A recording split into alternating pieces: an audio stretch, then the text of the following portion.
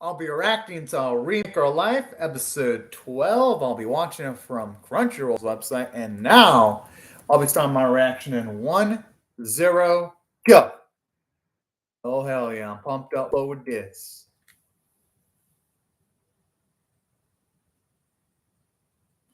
It kind of makes me wonder how the time traveling mechanics work here, though. And why does Keiko look the same? That's the biggest question.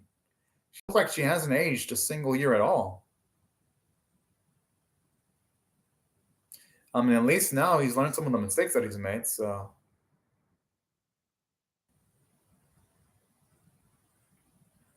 Thing is, he probably wants to spread out the happiness to other people, though.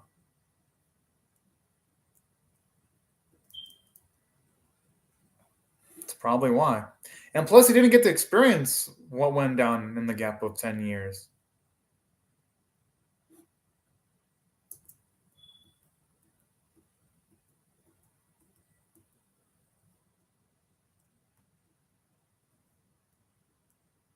Hmm.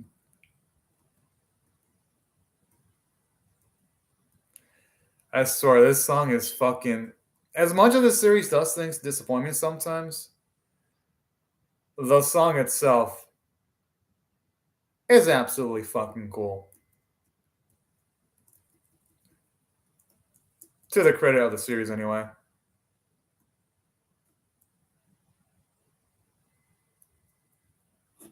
Hmm. Banana.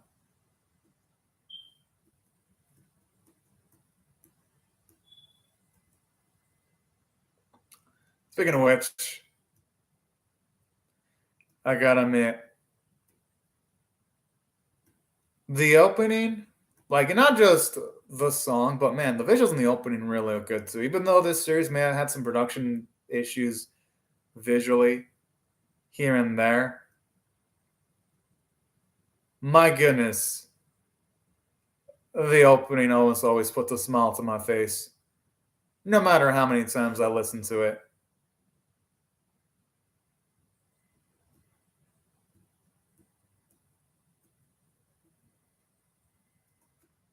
Hmm.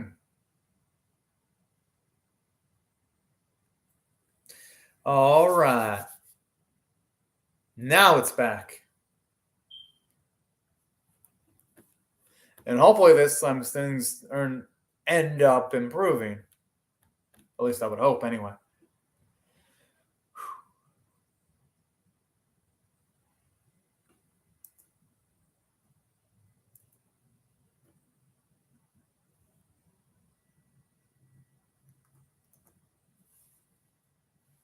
Okay, at least now we're getting clarification.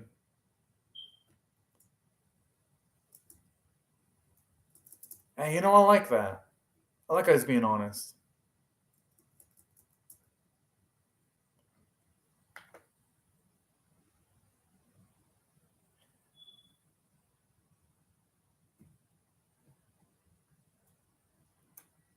I like that. Where he doesn't want to set happy ending. He wants to actually do things. And if he doesn't succeed, he just wants to have an opportunity to try his best and struggling. There's something pretty beautiful in that. And that's a lot of character development for Kyoya here. And thankfully, he has the luxury of being able to go back. If only in real life people were able to go back in life, but unfortunately, no one in life has that luxury, unfortunately.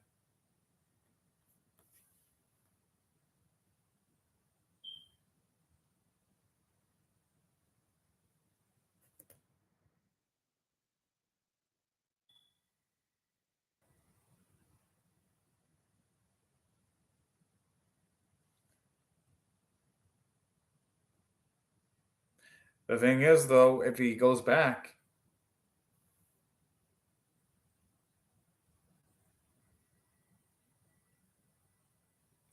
oh yeah, he's gonna say goodbye to his daughter because anything he does, he could erase his daughter out of existence. Potentially. Because there is the whole butterfly effect thing going on.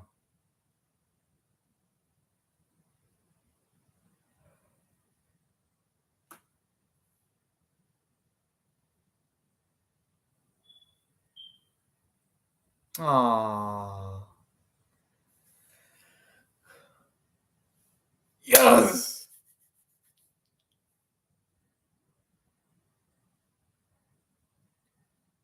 Did she start drawing again? Oh.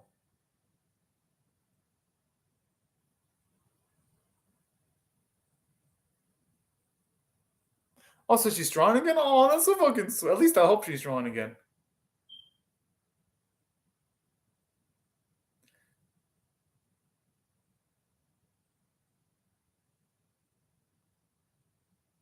And I'm assuming her art of Minori inspired her to draw again. Mm-hmm. And that's so fucking beautiful. There's something beautiful in that where she inspired Minori, now Minori inspired her to draw. That's fucking glorious. Would he really want to change this future? Like, literally, at the very least, you know, Aki's life seems prosperous. Aww.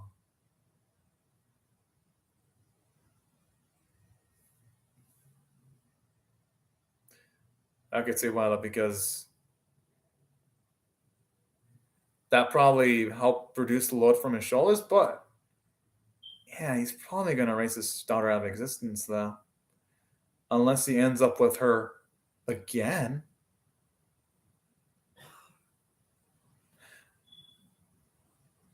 That's an adorable drawing.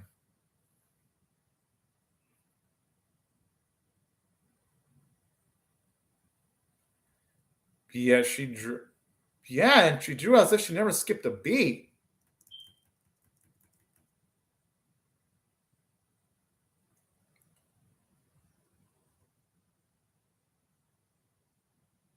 Yeah, she's drawing again.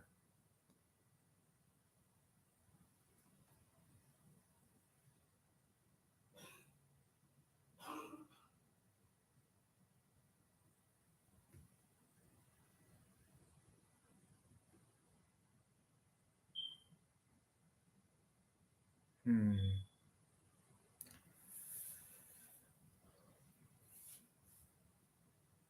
Aww.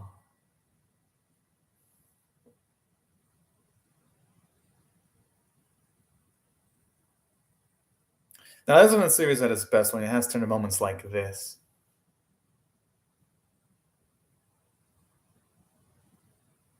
And hey, no one's ever too old to make art. I mean, under mangaka that go up into like 70s, 80s, still making art.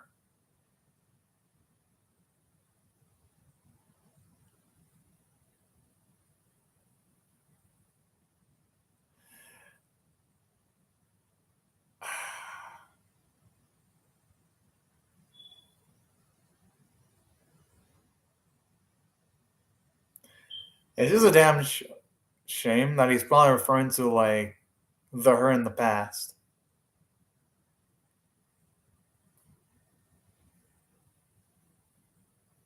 But I understand though, he wants to again go through all that struggle. But yeah, at least Shinaki has high aspirations now.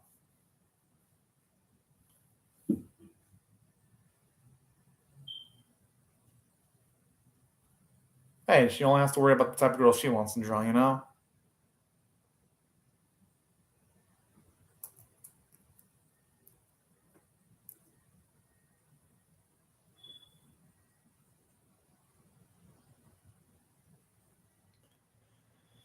Ooh, boy.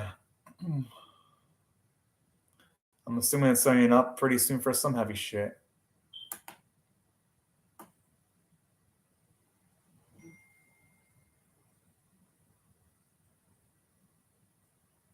Kind of really like the music we got right now.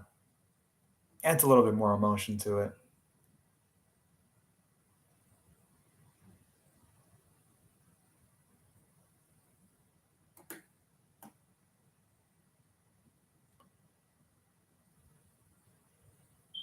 Ah.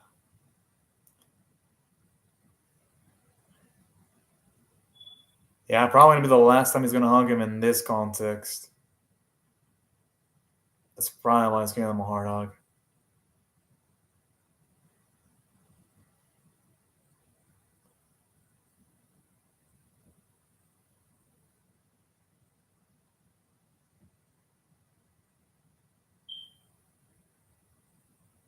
I like how he did a shot. Aww.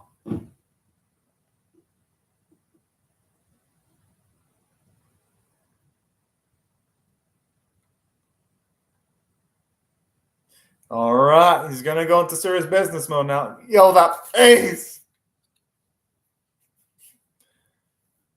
That's some perfect ass time from Keiko there.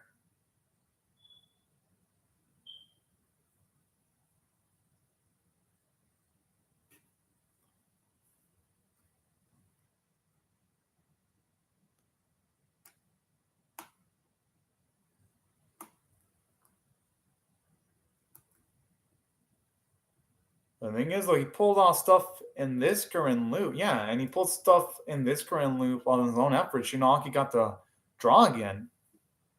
Minori's life was enhanced. Exactly.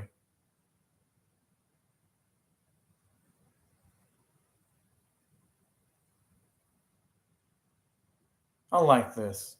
Because what she has says is nothing but the truth here.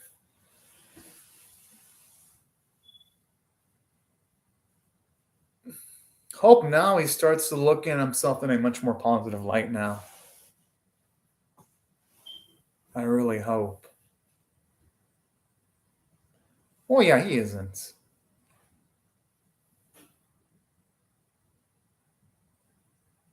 Oh yeah, I like how she at least clarifies that.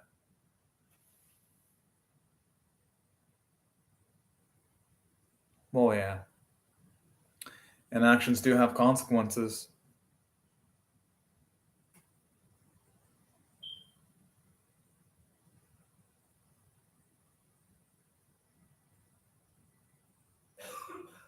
Thankfully, he doesn't think that anymore.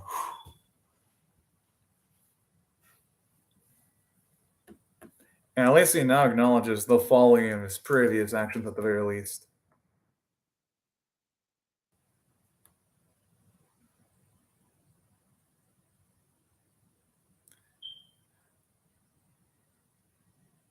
I like on the nose that it's because she is the protagonist of this series. And I mean that in a good way.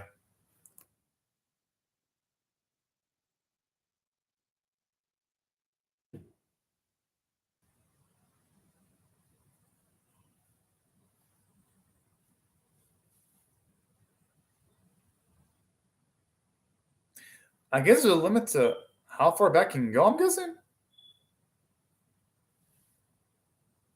Hmm.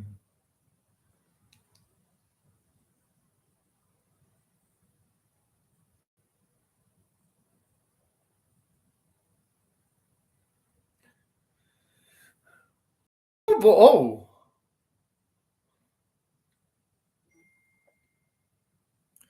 Okay, at the very least, we're gonna see him deal with some ramifications of Tsurugi's actions at the very least.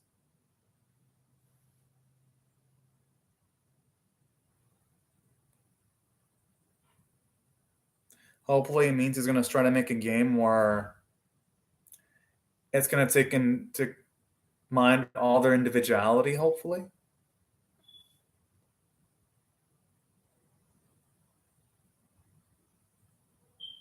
At least I would hope.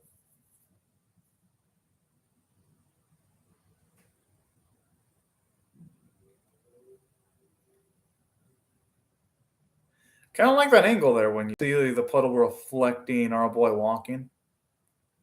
That's a nice way of making the episode much more visually appealing to look at. Having unique camera perspective like that.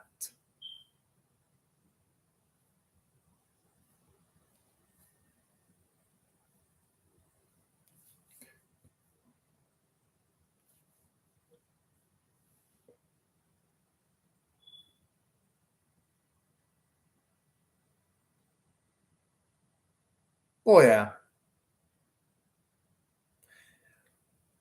And saying that, there would have been nothing ethical about him utilizing knowledge of the future to, like, say, use his knowledge of the future to, like, bet on certain teams to, like, make a lot of money though. Because that's what I would have done if I was able to travel back into the past. But nothing wrong with him not doing that either. At least it explains why he doesn't do that type of shit to make his life easier, though. It makes Kira feel like a level-headed and realistic, more of a realistic protagonist. Because there's some time travel anime where characters would need money that they travel back into the past, but they don't take advantage of the future knowledge. Like Takemichi from Tokyo Revengers in that series, it'd be beneficial if you had more money if you were younger. But the main character sometimes is stupefied, and he doesn't do logical things that would be logical. At least here, you explain why Koi doesn't take advantage of knowledge from the future. Well, to an abusive extent, anyway.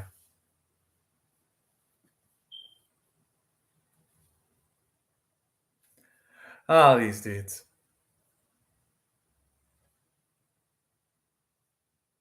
That maturity. Mm-hmm.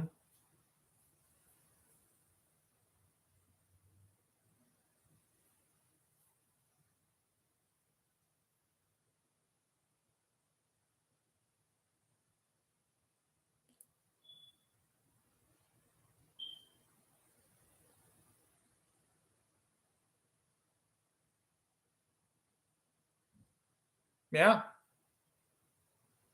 Ah, that's kind of sad.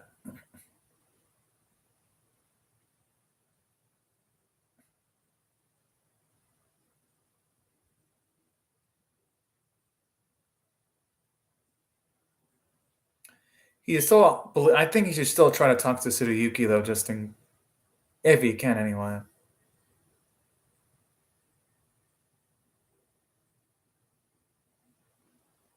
Fuck. All right, good.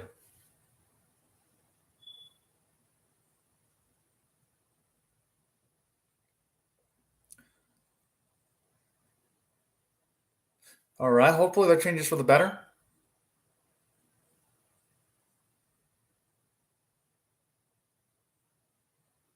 I'm thinking now. Ooh. Ha!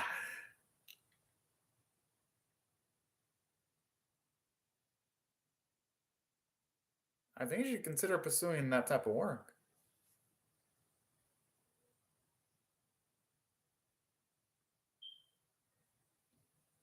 But hey, sometimes you gotta put yourself in the uncomfortable zone in order to grow more as a person, though.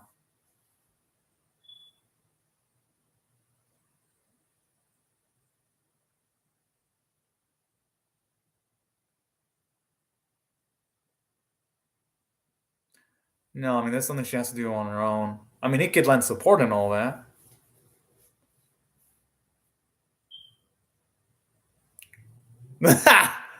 Oh, that's so cute.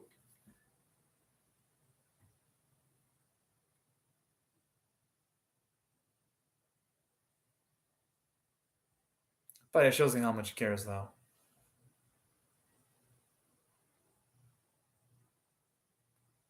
Aww.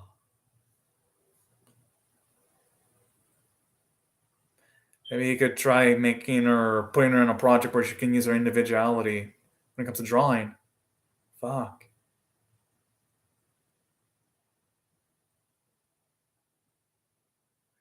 I would hope it's just burnout.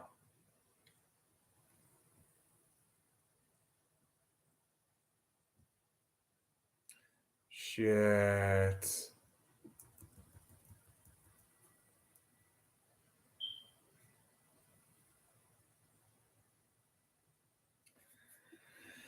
A shame we can't get to the drawings from Minori in the future to help him motivate Shinaki to draw again.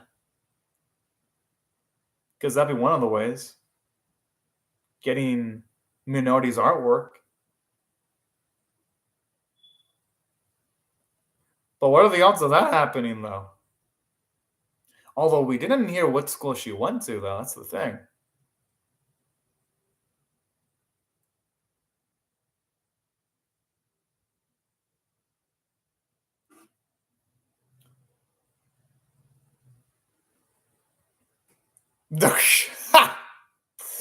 Oh, man. Oh, it looks like she's an artist. Yeah, do I see the get? Oh, could it? Even the hairstyle kind of looks similar. Kind of.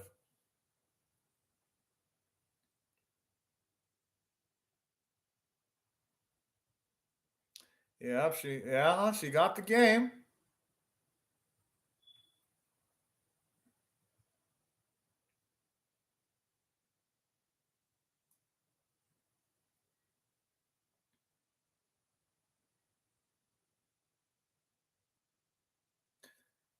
Probably because she's a fan of the game. Nothing wrong being into that sort of thing, though. At all. People have their hobbies. Yo, it is! Oh, shit! Oh, yeah, shit. Yeah, the hair looks similar, just in wearing glasses and, like, going with the black instead of blonde hairstyle. That's good, though. At the very least, Minori's life is still going to be positively impacted, and she's still going to end up being the illustrator that she is.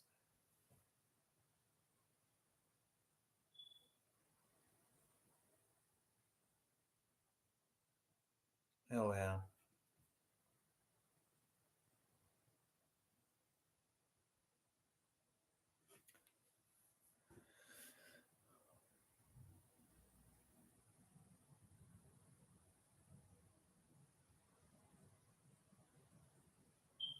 Okay.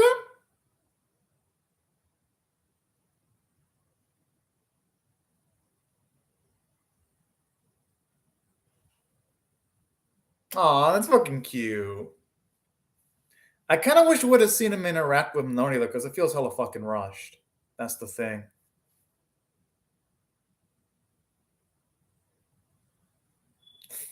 Who is that smiling douche?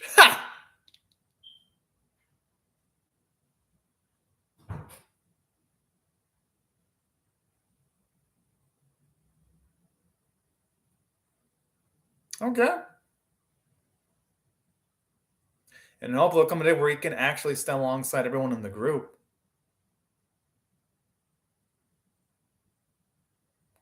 Oh, I saw Argonavis from the credits. It does sound like the voices from that singing group.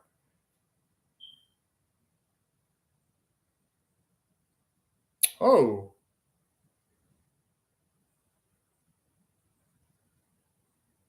All right, that's a beautiful goal there. Yeah, this feels literally just set up for a season two. But hey, at least oh.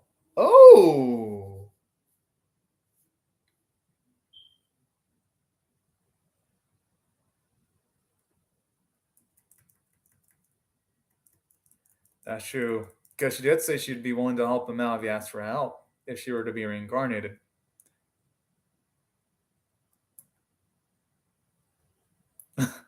Ah.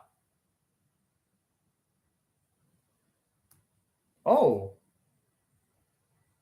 Aw, oh, that's fucking cute. Oh shit. One of those between the two, and I mean of the romantic variety. That'd be nice. Skill, huh? Oh, Tsubuyuki, finally.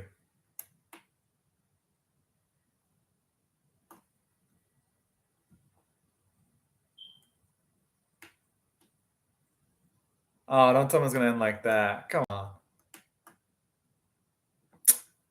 Oh, what? Ah, well, here are my thoughts about this episode. It does make for a good season finale. Oh, thank you for the input, Ned Soda. It does make for a good season finale, but the conclusion doesn't feel satisfactory because obviously we still need to have our boy and Tsuriki have a conversation. Our boy still has to find a way of getting Tsuriko back into writing. We still got that plot point with Shinoaki not being absolutely gung-ho about making art.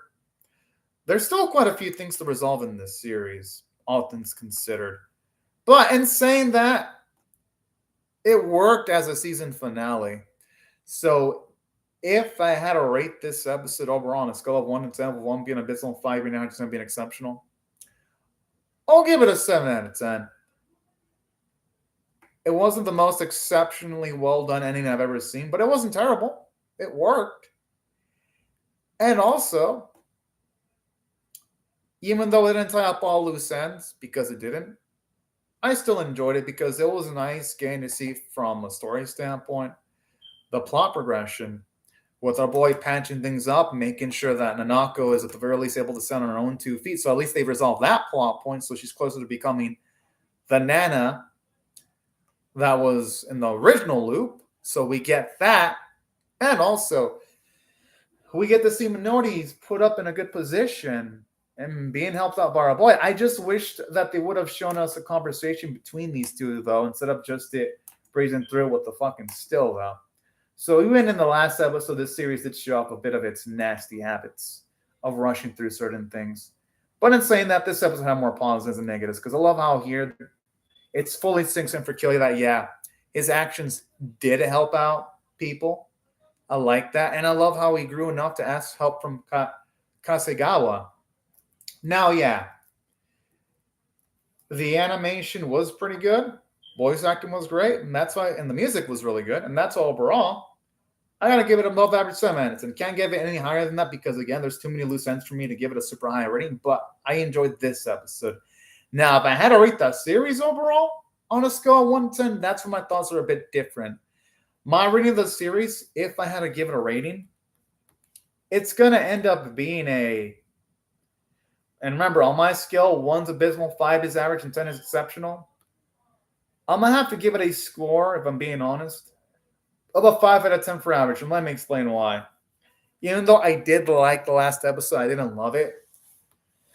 And also, here's another thing about this series that kind of damns it. The middle episodes, because the middle episodes keep it from greatness.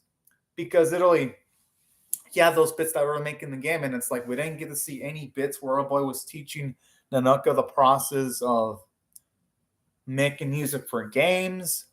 It skipped those bits where Kyoya and the others were making the movies and all that.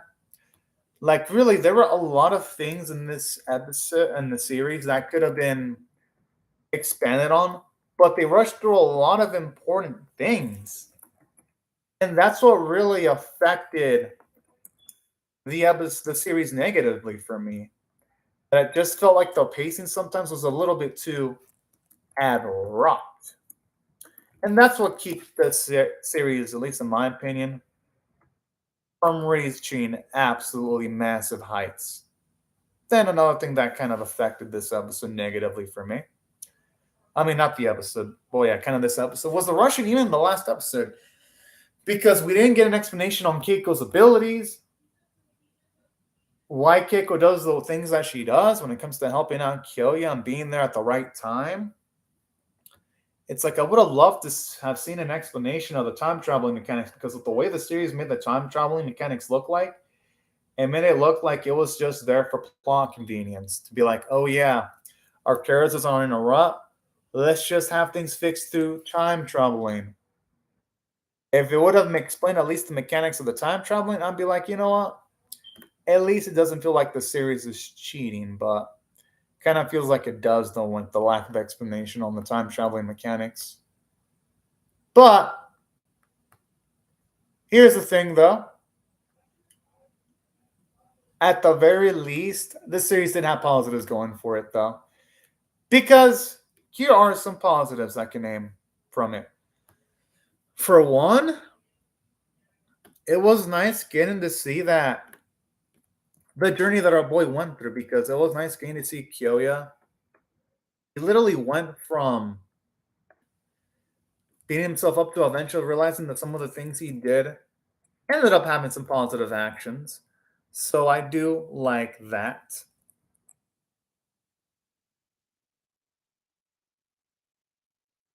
And also, something else that I did like about this episode too, aside from that, I did like the fact that this episode, I mean, not the episode, even though, yes, the ending did feel rushed, at least it patched things up involving Nanoka at the very least, and Kyoya seems in a happier place. So, yeah, there were positives in the series here and there. Now, as for the animation, there were positives and negatives. Some episodes looked good, but my goodness, some episodes looked bad. Like when it came to the singing episode, they would lose a lot of stills. And when characters were hit, sometimes they use stills, but at least it picked itself up in some of the finishing episodes. So again, mixed bag. The only thing that was consistently great was the voice acting and music. And that's why overall, if I had a rate the series overall on a scale of 1 to 10, of 1 being abysmal, 5 being average, and 10 being exceptional, I gotta give it a 5 out of 10 because it was an okay series. It was in the middle, average. Nothing that makes you go, oh, yo, it was amazing. But at the same time, after this series had a streak of bad episodes, I'm just glad I was able to, at the very least, pat itself up to at least become a mediocre series. Not a series that is like, oh yeah, I'll remember it for years to come. But at the same time, none of it makes me go, oh yeah, it was awful. It was just okay in the middle. But anyways, y'all, right before I go, I'll say thank you very much to Nadoza for commenting on the live chat, and thank you to everyone else for watching my video. Hope y'all rate it, share, comment, and subscribe. And I'll see y'all later if y'all come back more. Because if it gets to season 2, then yeah, I'll react to it if it ever does get one. But anyways, thank you again to Doza for commenting. Thank y'all, everyone else for watching. Have a great, fun, safe day night, everyone. Bye-bye.